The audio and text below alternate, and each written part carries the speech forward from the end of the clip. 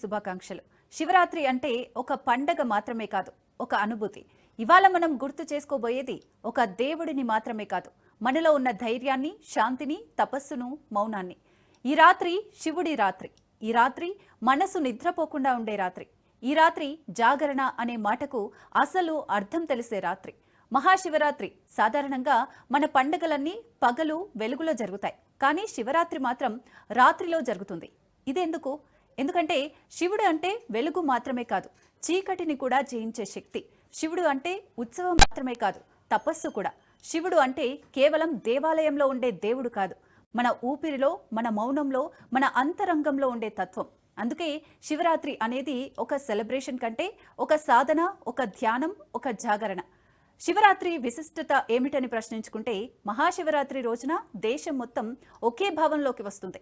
ఏ భక్తుడైనా సరే, పేదవాడైనా సరే, పెద్దవాడైనా సరే, యువకుడైనా సరే, వృద్ధుడైనా సరే, ఈరోజు ఒకే మాట అంటారు: ఓం నమః శివాయ.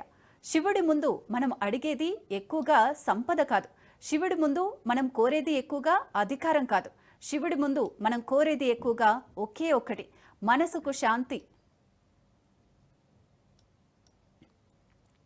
మరొక విశిష్టత, శివుడు కేవలం ఇస్తాడు అనే దేవుడు కాదు, శివుడు తీసేస్తాడు కూడా. ఏం తీసేస్తాడు అంటే, మనలో ఉన్న అహంకారాన్ని, మనలో ఉన్న కోపాన్ని, మనలో ఉన్న భయాన్ని, మనలో ఉన్న చీకటిని. అందుకే శివుడిని బోలాశంకరుడు అంటారు. ఎందుకంటే శివుడి ముందు నిజంగా నిలబడితే మన బురదని కూడా ఆయనే కడిగేస్తాడు. సామప్రియస్వరమయ స్త్రీమూర్తిరణీశ్వరః హిరణ్యరేతాముద్ధర్షో గిరీశోర్భగాన్ ప్రమథాధిపః మృత్యుంజయ సూక్ష్మ.